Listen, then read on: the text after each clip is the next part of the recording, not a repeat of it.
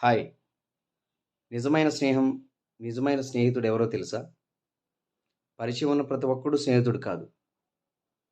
బంధువులు, చుట్టాలు మనకు పుట్టుకతో వస్తారు. నిజమైన స్నేహితుడిని మనమే వెతుక్కోవాలి. నిజమైన స్నేహితుడు ఎవరంటే, మనం ఒంటరిగా ఉన్నప్పుడు మనల్ని పొగిడి, 10 మందిలో మనల్ని విమర్శించేవాడు కాదు. మనం ఒంటరిగా ఉన్నప్పుడు మన తప్పుల్ని, మనల్ని విమర్శించి, మన పనుల్ని విమర్శించి, బయట 10 మందిలో మనల్ని పొగిడేవాడు, మన పరువుని నిలబెట్టేవాడు నిజమైన స్నేహితుడు.